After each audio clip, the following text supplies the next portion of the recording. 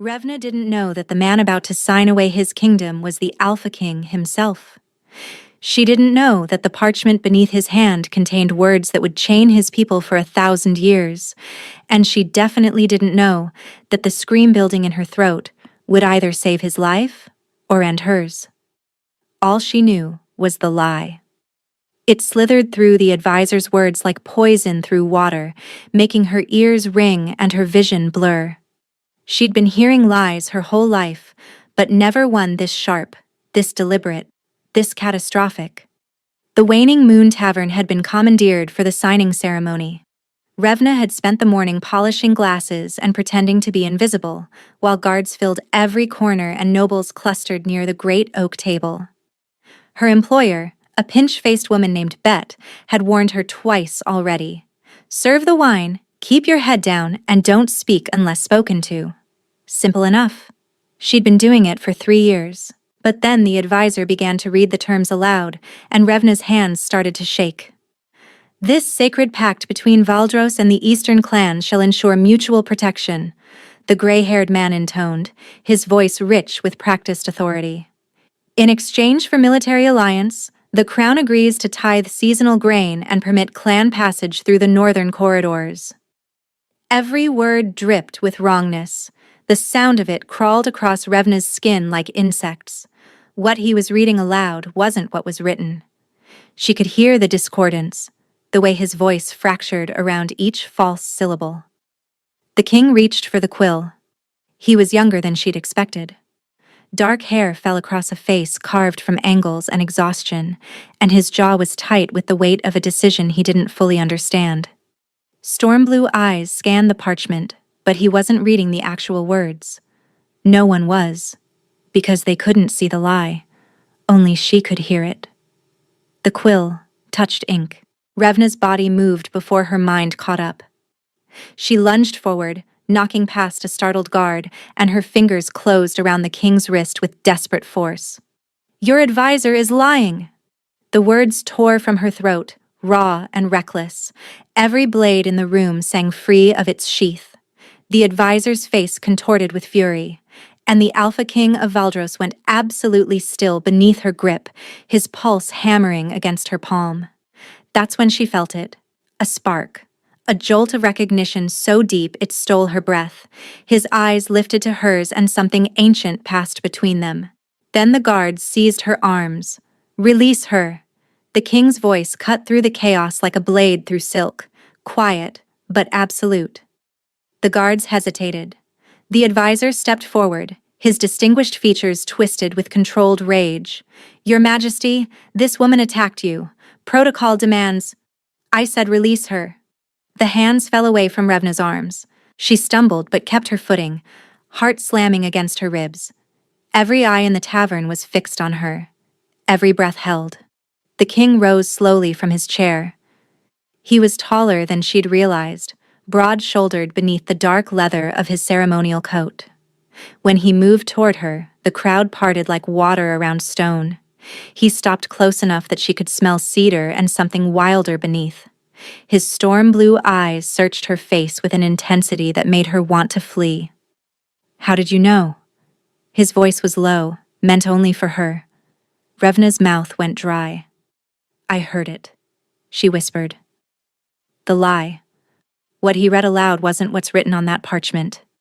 Something flickered in his expression. Surprise. Then a sharper emotion she couldn't name. "You heard it." "Yes." "Explain." She shouldn't. Every instinct built over 24 years of survival screamed at her to lie, deflect, play the simple tavern girl who'd made a foolish mistake. But there was something in his eyes, beneath the iron control, a hunger for truth that felt almost painful. How long had he been surrounded by lies with no way to hear them? "When someone speaks falsely, I hear it." Her voice dropped even lower. The words? Fracture, distort. Like music played on broken strings. Your advisor's voice has been screaming wrongness since he started reading. The king's jaw tightened. He turned his head slightly, not looking away from her, and spoke to the room. "Everyone out." "Your Majesty," the advisor began. Now. The single word carried the weight of absolute authority. Guards, nobles, servants. They filed out in tense silence. Bet shot Revna a look of pure terror before disappearing through the kitchen. The advisor lingered longest, his pale eyes fixed on Revna with an expression that promised retribution. Then he too was gone, and she was alone with the Alpha King. He moved to the table and picked up the parchment, studying it with fresh eyes. His expression grew darker with each passing moment. "Sovereignty rights," he said flatly. "Binding submission clauses, blood debt inheritance extending to all future generations." He looked up at her. "This isn't a protection pact, it's a contract of enslavement." Revna's stomach turned. "For your people?" "For my entire kingdom." His hand crushed the parchment's edge. "I almost signed it. I almost—" He stopped himself, and when he spoke again, his voice was controlled but brittle.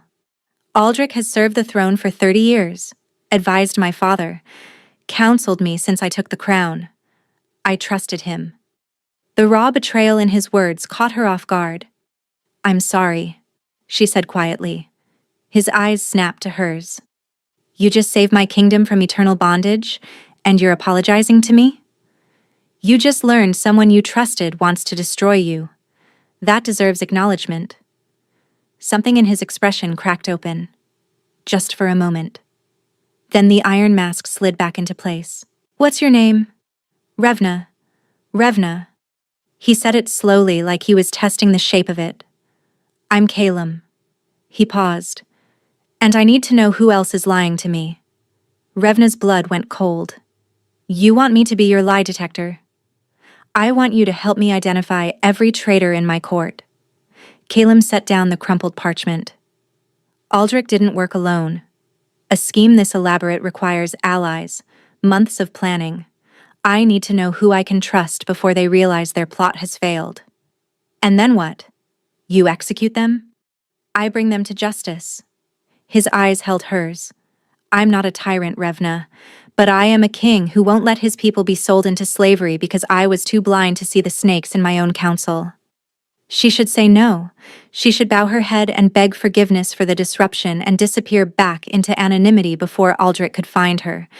That was the smart play, the safe play.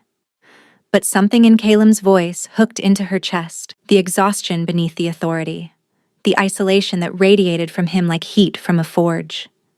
How long had he been surrounded by lies with no way to hear them? "If I help you," she said carefully, "people will eventually learn what I can do. I'll protect you. You don't even know me. You just risked your life to save my kingdom." He took a step closer and her breath caught. "That tells me enough." Before we continue, take 2 seconds to like this video. Protection isn't enough. Revna held her ground even as her heart raced. "I've been hunted for this gift before. Sold for it when I was 11 years old. I spent 3 years in chains because someone decided my ability made me property." She lifted her chin. "I won't trade one cage for another." Something dangerous flickered in Calum's expression. "Who sold you?" "It doesn't matter anymore. They're dead." He studied her for a long moment, and she had the unsettling sense that he was seeing far more than she intended to show. "What do you want?" he asked finally. "Name your terms." "Gold. Enough to disappear when this is done." She paused, calculating. "And a blood oath that when I choose to leave, you let me go. No chains, no debts, no royal summons that drag me back. Done." The immediacy of his agreement startled her. "Just like that? You want freedom. I understand that." He reached for the knife at his belt, a beautiful weapon with a hilt wrapped in black leather. "I won't trap someone who just saved me from a trap."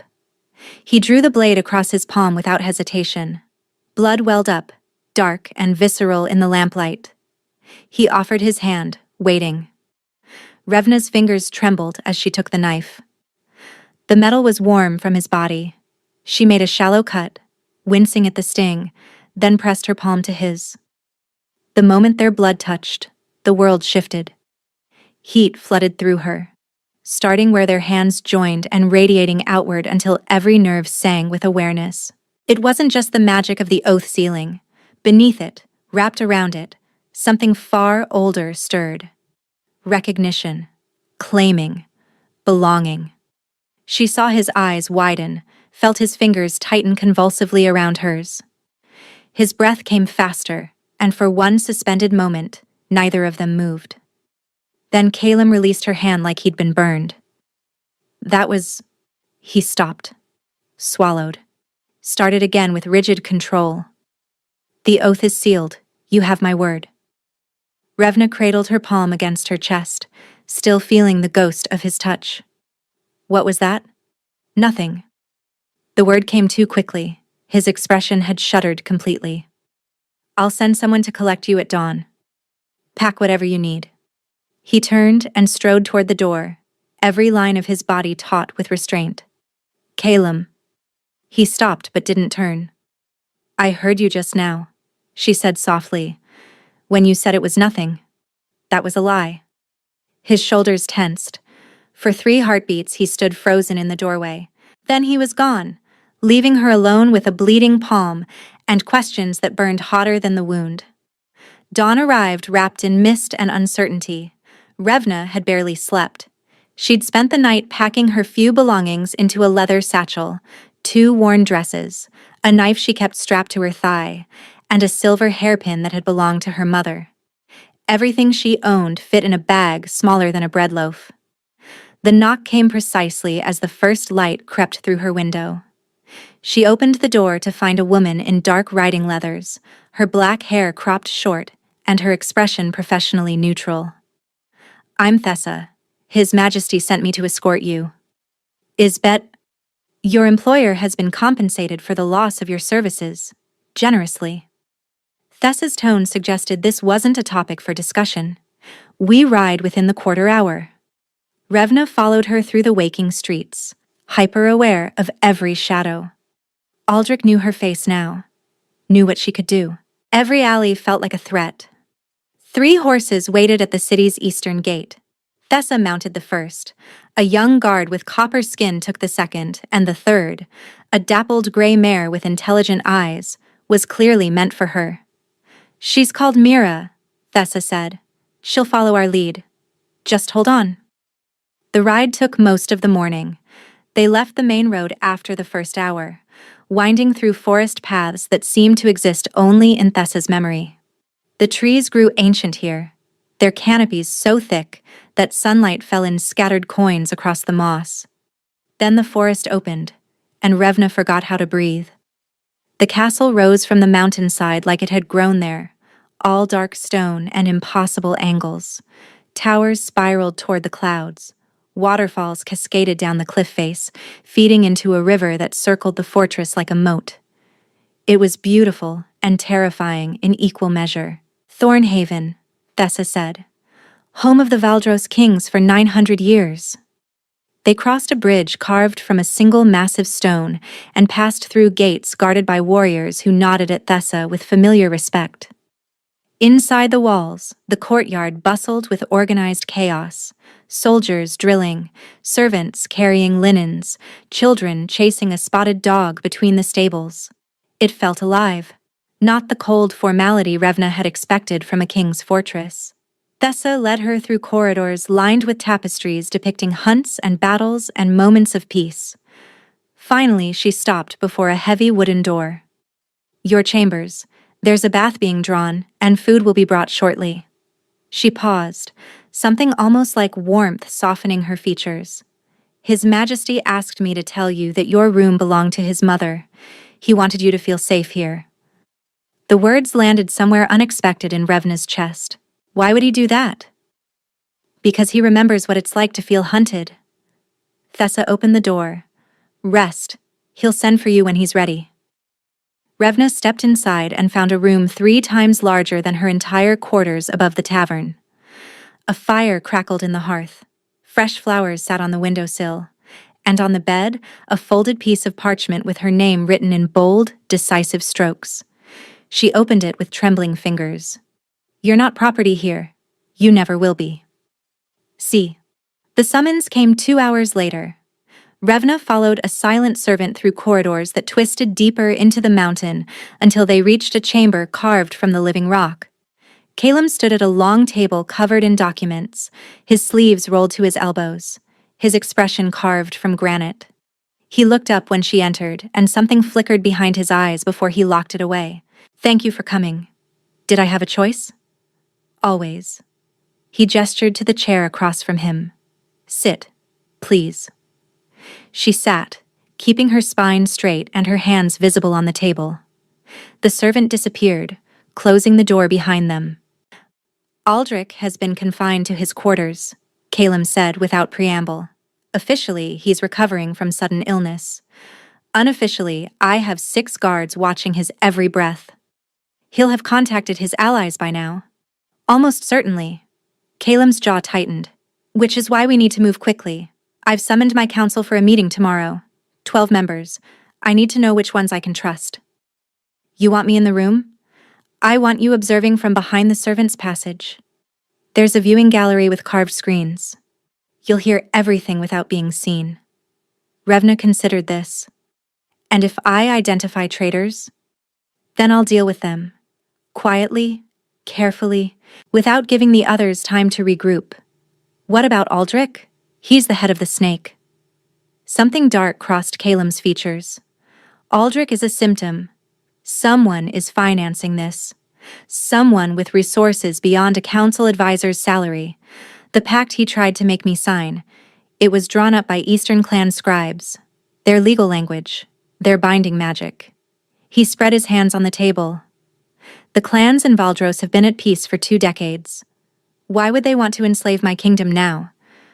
Unless someone offered them something worth breaking peace for." "Exactly." His eyes met hers. "Someone inside my borders is selling us out. I need to find them before they realize their first plan failed." The weight of what he was asking settled over her. This wasn't just identifying liars. This was dismantling a conspiracy that reached into the heart of his kingdom. "I'll need to hear them speak at length," she said slowly. "Simple greetings won't reveal much. You'll need to ask questions that force detailed answers." "I can manage that. And I'll need time to recover between sessions. The lies?" She hesitated, reluctant to show weakness. "They take something from me. Leave me drained." Caleb's expression shifted. "I won't push you past your limits." "You don't know my limits." "Then tell me. Show me. Whatever you need, I'll provide it." The sincerity in his voice caught her off guard. She'd expected demands, pressure, the casual cruelty of powerful men who saw useful tools rather than people. Instead, she found something that looked almost like concern. "Why does it matter?" The question slipped out before she could stop it. "I'm just a means to an end." Caleb went very still. "Is that what you think?" "It's what I know. People don't value me. They value what I can do." For a long moment he said nothing. Then he moved around the table, closing the distance between them until he stood close enough to touch. He didn't reach for her, but his presence was overwhelming. Cedar and wildfire and something that made her pulse stutter.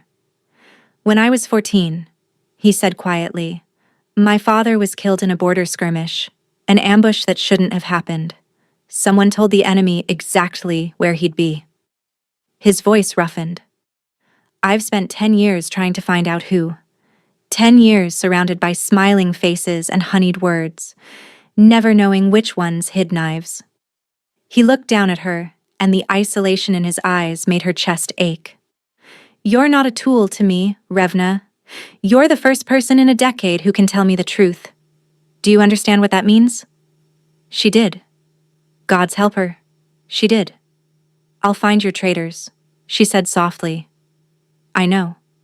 He stepped back, and the air rushed in to fill the space he'd left. "Rest tonight. Tomorrow, we begin." He turned toward the door, then paused. "Revna, yes. What I wrote in that note, I need you to believe it."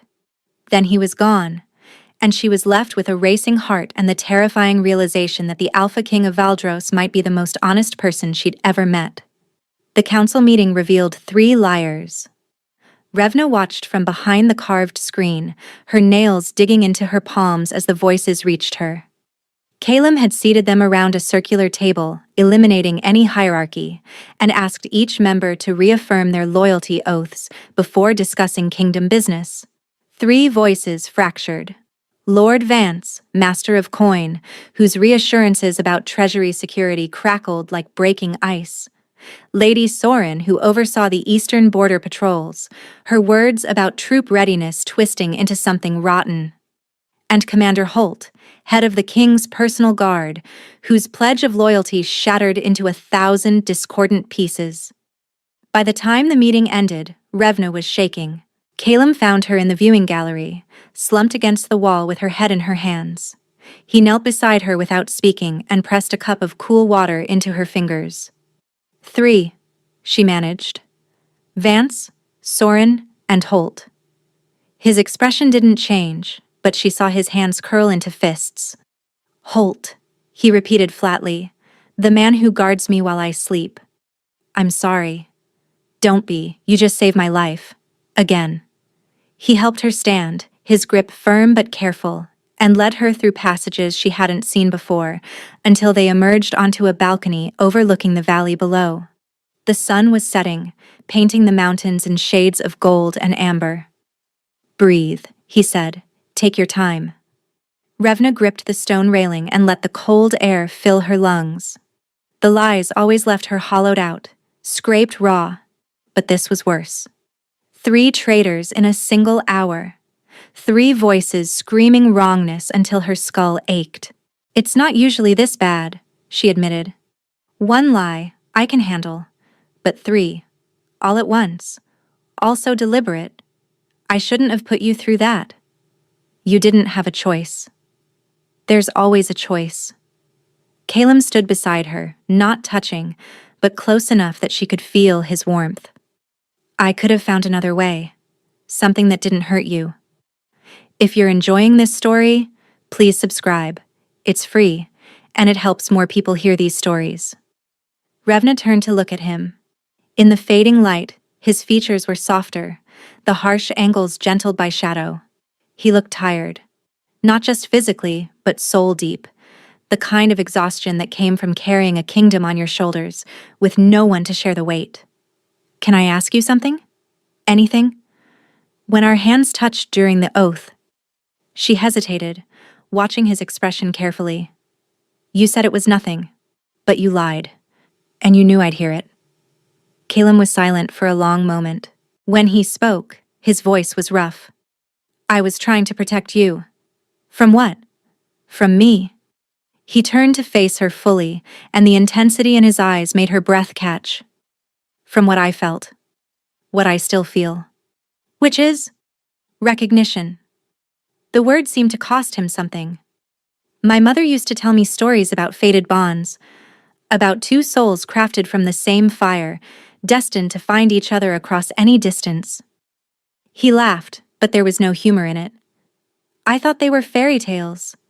Children's stories to make the world seem less cruel. And now? Now I'm standing next to a woman I met yesterday, and every part of me is screaming that I've known her my whole life. Revna's heart hammered against her ribs. She should step back. Should remind him that she was leaving when this was over, that she didn't believe in fairy tales either, that bonds and destiny were chains dressed up in prettier words. Instead, she asked, What do you want to do about it? Nothing. The word was strained. You made your terms clear. Freedom when this is done. I won't complicate that with my own complications. What if I want complications? Caleb went still. What? I spent 3 years in chains because someone decided what I was worth. Revna stepped closer, closing the distance between them until she could see the flecks of silver in his eyes. No one has ever let me choose. Not what I do. Not where I go. Not who I... She stopped, suddenly aware of how close they were, of how his breath had quickened, of the way his hands trembled at his sides like he was physically restraining himself from reaching for her. Who you what? His voice was barely a whisper. Revna rose on her toes and pressed her lips to his. For one heartbeat, he didn't move. Then his control shattered. His arms wrapped around her, pulling her against him, and he kissed her back with a desperation that stole the breath from her lungs. His mouth was hot and demanding, his hands cradling her face like she was something precious, and Revna felt herself dissolving into sensation. When they finally broke apart, both gasping, Caleb pressed his forehead to hers. "Tell me to stop," he breathed. "Tell me this is a mistake, and I'll walk away. I'll keep my distance, Ask me again." He pulled back, confusion flickering across his face. "What?" "When this is over. When Aldrich is dealt with, and your kingdom is safe." She touched his jaw, feeling the muscle flex beneath her fingers. "Ask me to stay then, and I'll think about it." Hope bloomed in his expression, fragile and fierce. "That's more than I dared hope for. Don't let it go to your head. Too late." He kissed her again, softer this time, a promise more than a demand. And when he walked her back to her chambers, their fingers intertwined, Revna allowed herself to imagine, just for a moment, what staying might look like. Everything shattered 2 days later. Revna was in the library studying maps of the Eastern Territories when the door burst open. Thessa stood in the doorway, her face pale beneath her usual composure. "He needs you, now." She didn't ask questions. She followed. Caleb was in his war chamber, surrounded by his remaining loyal advisors. When Revna entered, he looked up, and the devastation in his eyes made her stomach drop. "Tell her," he said flatly. An older man with a scarred face, General Kale, she remembered from the council meeting, stepped forward. "We intercepted a messenger from Aldrich's quarters. He managed to send word before we can find him." "Word to whom?" "The Eastern clans. But the message wasn't about the failed pact." Kale's jaw tightened. "It was about you." The room tilted. "What did it say?" "That a truth hearer serves the king now. That you can expose any lie, any conspiracy." Caleb's voice was hollow. "He's painted a target on your back, Revna. Every traitor in the kingdom, every enemy we have, they all know what you can do." She gripped the edge of the table to steady herself. "Then I need to leave, draw attention away from—" "No." "Caleb." I said no. He moved toward her, and the others stepped back instinctively. "Running won't protect you. They'll hunt you wherever you go. The only safe place is here. With me. Where you can what? Guard me forever?" She met his eyes. "You have a kingdom to save. You can't spend your resources protecting one woman. Watch me." The fierce certainty in his voice made her chest ache. But before she could respond, Thessa spoke again. "There's more." Everyone turned. The message also contained instructions. Aldrich told his allies to accelerate their timeline. Whatever they're planning, it happens within 3 days. "What are they planning?" Revna asked. Silence. Then Caleb said quietly, "A coup. Aldrich's allies will move against me while the Eastern clans invade through the border Lady Soren was supposed to be defending. Commander Holt will ensure my personal guard stands down. And Lord Vance has been funneling treasury gold to hire mercenaries." The scope of the betrayal was staggering. "How long have they been planning this?" "Years, probably. Since before my father died." His hands curled into fists. "Maybe since the ambush that killed him." Revna remembered what he'd told her. Someone had betrayed his father's position. Someone had gotten the old king killed. "Aldrich?" she breathed. "He's been working against your family for over a decade." "Yes." The single word carried the weight of 1,000 sleepless nights. A decade of searching for a ghost that had been standing beside him the entire time. "Then we end this." Revna straightened. "Not by running. Not by hiding. We expose them all before they can strike." "How?" "Aldrich doesn't know I've already identified his allies. He thinks I'm still gathering information." Her mind raced. "We use that. Stage a confrontation with him. Let him think he's winning. Get him to name his co-conspirators out loud, with witnesses present.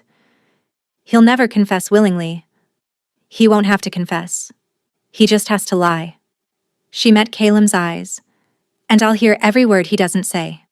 General Kale frowned. That's incredibly dangerous. If Aldrich realizes what you're doing, then I'll be exactly where his allies want me. Dead. Revna's voice didn't waver. But if it works, you'll have proof. Testimony. Enough to arrest them all before they can move against you. Caleb stared at her for a long moment. She could see the war playing out behind his eyes. The king weighing strategy against the man who'd kissed her on the balcony 2 nights ago. I won't let you die for me, he said roughly. Then don't. She stepped closer, lowering her voice so only he could hear. Be fast enough. Be ready. And trust me to do what I was born to do. His hand found hers, squeezing tight. If anything happens to you, it won't. That's a lie. She smiled despite everything. I know. But it's one we both need right now. They moved that night. Aldrich was still confined to his quarters in the Eastern Tower, guarded but not yet arrested. Caleb had wanted to maintain the illusion of mere suspicion rather than certainty. Now that illusion would become their weapon. Revna dressed in simple servant's clothes, her hair braided back, a tray of food in her hands. The plan was straightforward. She would deliver Aldrich's evening meal, and Caleb would arrive moments later for a private conversation. Hidden witnesses, General Kale and 2 trusted scribes, would record everything from an adjacent chamber. All she had to do was survive long enough for Aldrich to incriminate himself. Thessa walked her to the tower entrance, her hand resting on her sword hilt. You don't have to do this, Thessa said quietly. Yes, I do.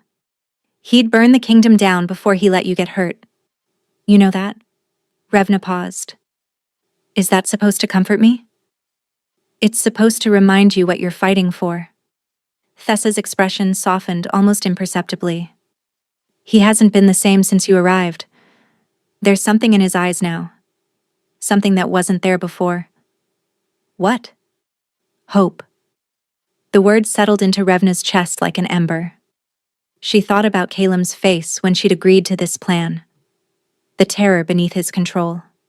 The way he'd held her hand like she was the only thing keeping him anchored. I won't let him down, she said. I know you won't. Thessa stepped aside, and Revna climbed the tower stairs alone. Each step echoed in the narrow passage. The torchlight flickered against ancient stone, casting shadows that seemed to reach for her.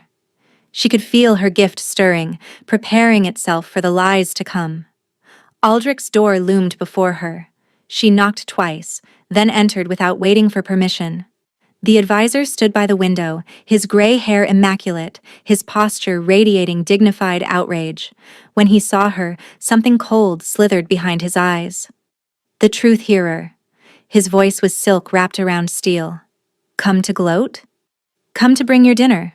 She set the tray on the table. The king will join you shortly. Will he now? Aldrich's smile didn't reach his eyes. How thoughtful.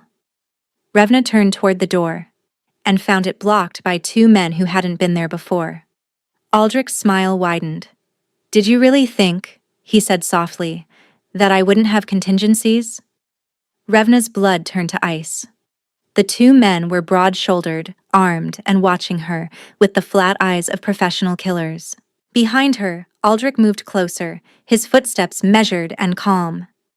You arrested Commander Holt, Aldrich said conversationally. But guards rotate, faces change. You couldn't catch every man loyal to him. His smile widened. 2 of them happen to be on tower duty tonight. The king knows about your conspiracy. The king knows what I allowed him to know. Aldrich circled her slowly. A few names, a few surface details. Enough to make him think he's winning while my true allies remain hidden. Revna's mind raced. The witnesses were in the adjacent chamber. If she could keep him talking? The Eastern clans, she said. The binding pact. What did you promise them? Territory. Valdros's northern highlands, rich with iron and timber. Aldrich shrugged. A small price for their assistance in removing an incompetent boy king. Caleb is twice the leader you'll ever be. Caleb is a child playing at war while real men maneuver around him. Aldrich's voice hardened. His father was the same. Noble ideals, no practical sense. I advised him for 20 years, and he never once listened. So I arranged for someone who would. You killed him. The words came out strangled. You murdered your own king. I facilitated a transition of power, one that should have placed a more cooperative ruler on the throne. His expression soured. Instead, I got his stubborn whelp, who proved even more difficult to manipulate. So you took years to set up another conspiracy. Patience is a virtue. Aldrich stopped in front of her. One you won't live long enough to learn. He nodded at his men. Revna ducked. The first man's grab caught empty air. She spun, driving her elbow into the second one's throat, the fighting instincts from 3 years of servitude surging back. She'd learned to survive men who wanted to hurt her. These were bigger, stronger, but she was faster. The door exploded inward. Calum came through like a storm made flesh, sword already singing. He took the first man down with a single devastating strike and engaged the second before Revna could draw another breath. General Kale followed with 6 soldiers, flooding the chamber with loyal steel. Aldrich bolted for the window, and stopped, when Thessa stepped through it from the ledge outside, blade pressed to his throat. Contingencies, she said flatly. We have them too. Aldrich's face contorted with rage. You can't prove anything. It's my word against a tavern girl's delusions. Actually, came a voice from the adjacent chamber. We have rather more than that.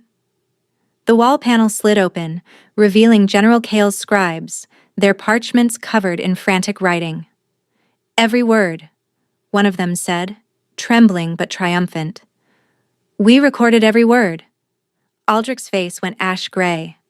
Calum moved toward him, and the fury radiating from the Alpha King made even his own soldiers step back. You killed my father. Each word was ice and fire.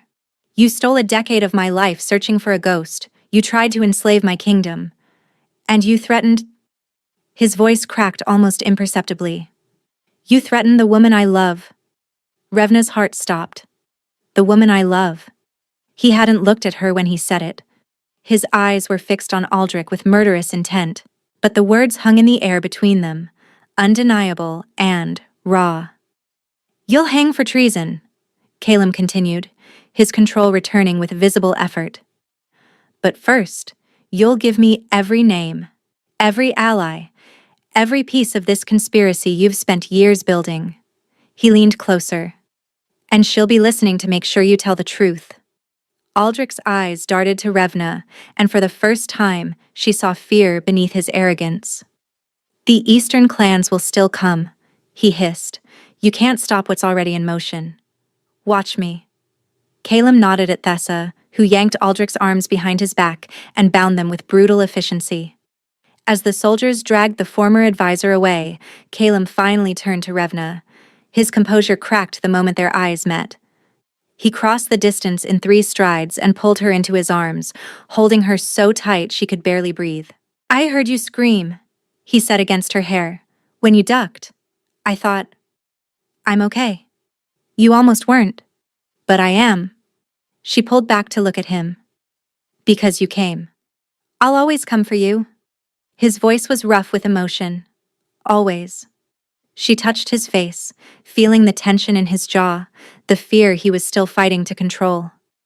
You said something, when you were talking to Aldrich. His expression flickered. I know.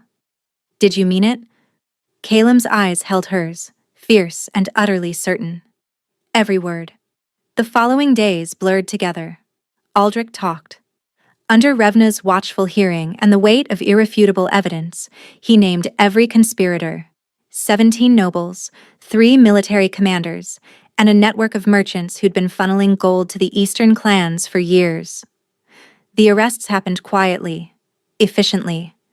Calum moved with surgical precision, neutralizing threats before they could coalesce into resistance.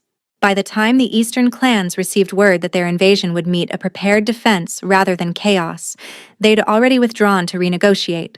The kingdom exhaled. On the 7th day, the day their original agreement ended, Calum found Revna on the balcony where they'd first kissed. The sun was setting again, painting the mountains in familiar gold. He stood beside her in silence for a long moment. "The oath is fulfilled," he said finally. "Aldrich is imprisoned. The conspirators are dealt with. The gold I promised you is waiting in your chambers." Revna didn't turn. "I know. You're free to leave whenever you want. Thessa will escort you anywhere in the kingdom. Beyond it, if you prefer." "I know that too." Another silence. She could feel his tension, the careful restraint he was placing on himself. "I won't ask you to stay," he said quietly. "I promised you freedom. I meant it. I remember. But I need you to know." He stopped, started again. "These 7 days have been the most honest of my life. For the first time since my father died, I've known who to trust. I've known what's real." He finally turned to face her. "You're real, Revna. The most real thing I've ever touched. And if you walk away tomorrow, I'll let you go. But I'll spend the rest of my life remembering what it felt like to stand beside someone who could hear every lie and chose to stay anyway." Her eyes stung. "That's not fair." "I know. You're supposed to let me go without making it hurt. I don't know how to do that." His voice cracked. "I don't think I'm capable of pretending you don't matter." Revna turned to face him fully. The setting sun caught the silver in his eyes, made them luminous with everything he was trying not to say. "Ask me," she whispered. Hope flickered across his face. "What?" "You said you wouldn't ask. But I want you to." She stepped closer. "Ask me to stay, Calum." His breath caught. "Stay." The word was raw, unguarded, stripped of every royal pretense. "Stay with me, not because of duty or oaths or gold. Stay because you want to, because this is real for you too." Revna smiled, her heart so full it ached. "Yes." He kissed her like she was oxygen and he'd been drowning for years. 3 months later, Aldrich hanged at dawn. Revna didn't attend. She'd heard enough of his voice to last several lifetimes. Instead, she spent the morning in the castle library with Marin, Calum's younger cousin who'd arrived from the southern provinces 2 weeks after the conspiracy collapsed. The girl was 17, sharp-tongued, and had appointed herself Revna's unofficial shadow. "He's insufferable, you know," Marin said, not looking up from her book. "Since you agreed to stay. He actually smiles now. It's disturbing." "I think it's nice." "You would. You're the cause of it." Marin finally met her eyes. "He loves you. Disgustingly. Obviously. Embarrassingly loves you. The whole court knows. The servants gossip about nothing else." Revna felt her cheeks warm. "We're taking things slowly. You live in his quarters." "Adjacent quarters. There's a connecting door, but which is never locked." "Marin." The girl grinned, unrepentant. "I'm just saying. Everyone's waiting for the official announcement. The seamstresses have already started designing bonding gowns. You might as well make it formal." Revna closed her book carefully. "Has he said something?" "He's said nothing, which is how I know he's planning something. Calum goes quiet when he's scheming." Marin stood and stretched. "I'm supposed to tell you he wants to meet you on the balcony at sunset. Very romantic. Very predictable. Try to act surprised." She swept out before Revna could respond. The rest of the day passed in a haze of anticipation. When sunset came, Revna made her way to their balcony. It had become theirs now, officially, the place where everything important happened, and found Calum waiting. He wore simple clothes, no crown, no ceremonial leather. Just a man standing in the fading light, looking at her like she was the only thing in the world that mattered. "Marin told you," he said flatly. Marin heavily implied. He laughed, and the sound was warm and rueful. "I should have known. She said you go quiet when you're scheming. She's annoyingly perceptive." He crossed to her, taking her hands. "I had a speech planned. Something about destiny and bonds and how I never believed in fate until you grabbed my wrist in that tavern." "What happened to the speech?" "I'm looking at you, and words seem insufficient." He reached into his pocket and withdrew a small velvet box. Inside lay a ring, simple silver, set with a single blue stone that caught the dying light like captured lightning. "This belonged to my mother," he said quietly. "She told my father she'd only marry a man who asked her properly, with no games or politics. Just honesty." Revna's vision blurred. "I love you," Calum said. "I've loved you since you risked everything to stop a king you'd never met from signing away his kingdom. I'll love you tomorrow and next year, and when we're old and gray and you've heard a lifetime of my lies about not eating the last pastry." She laughed through her tears. "Marry me, Revna. Bond with me. Let me spend the rest of my life being honest with the one person who'd know if I wasn't." "Yes," she whispered. "Yes, yes, yes." He slid the ring onto her finger and it fit perfectly. From somewhere below, Marin's voice drifted up. "Finally, I've had the bonding dress ready for weeks." They both laughed, and Calum pulled Revna close, and the setting sun wrapped them in gold. The bonding ceremony took place under a full moon, with half the kingdom in attendance, and the other half celebrating in the streets below. Revna wore deep silver silk that shimmered like starlight.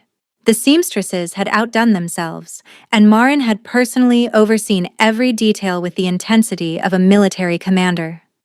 Calum waited at the altar in formal black, his crown absent by choice. Tonight, he'd told her, he wasn't a king. Just a man binding himself to the woman he loved. When she walked toward him through the assembled crowd, his expression made her forget everyone else existed. "You're beautiful," he breathed as she reached him. "You're crying." "I'm not." He swiped at his eyes. "It's the moonlight." "That's a lie." He laughed, watery and joyful. "Of course it is." The officiant began the ceremony, words about partnership and choice and bonds freely made. Revna barely heard them. She was lost in Calum's eyes, in the way he held her hands, in the impossible reality that this was her life now. When it came time for vows, Calum spoke first. "I spent 10 years surrounded by liars," he said. 10 years trusting no one, believing nothing, waiting for the next betrayal. Then you grabbed my wrist and told me the truth when silence would have been safer." His voice roughened. "You taught me that honesty isn't weakness, that trust is a choice worth making. I choose you, Revna, today and every day after. Not because fate demanded it, but because you're the only truth I've ever needed." Revna's throat tightened. She'd written something, practiced it in front of the mirror, but the words vanished like smoke. So she spoke from the heart instead. "I spent my whole life hearing lies," she said softly. "The world is nothing but broken promises and hidden cruelty when you can hear the falseness in every voice. I learned not to trust, not to hope, not to stay." She squeezed his hands. "Then I met a king who kept his word, who gave me freedom when he could have taken everything, who asked instead of demanded, every single time." Her voice steadied. "You're the first honest thing I've ever held on to. I choose to keep holding on." The officiant pronounced them bonded, and Calum kissed her like they were the only two people in the world. The celebration lasted until dawn. There was music and feasting and toasts that grew increasingly tearful as the wine flowed. Marin danced with every eligible noble under 30 and declared them all inadequate. Thessa was spotted smiling, which Revna was fairly certain was a sign of the apocalypse. Later, much later, they slipped away to their chambers. Calum loved her slowly that night, like they had all the time in the world. Because now they did. Afterward, they lay tangled in moonlight and silence. "Tell me something," he murmured against her hair. "What do you want to know?" "That night in the tavern, were you scared?" "Terrified." She traced idle patterns on his chest. "I was certain they'd kill me, that you'd let them, because why would a king trust a stranger over his own advisor? But you spoke anyway." "I couldn't not speak. The lie was so loud it was drowning everything else." She tilted her head to look at him. "And something in your eyes. You looked so tired, so alone. I thought, even if this kills me, at least one honest word will reach him." Calum's arms tightened around her. "You saved my kingdom with that word. You saved me by listening. He kissed her forehead. Fair trade. She smiled, remembering the crumpled pact, the moment her fingers closed around his wrist, the spark that had changed everything. Fair trade, she agreed. Outside, the sun was rising over Thornhaven. A new day, a new beginning. Revna closed her eyes and let herself rest, held by the only person who'd ever heard her truth and answered it with his own. Where are you listening from? Let me know in the comments. And if you enjoyed this story, please subscribe. It's free, and it helps more people hear these tales.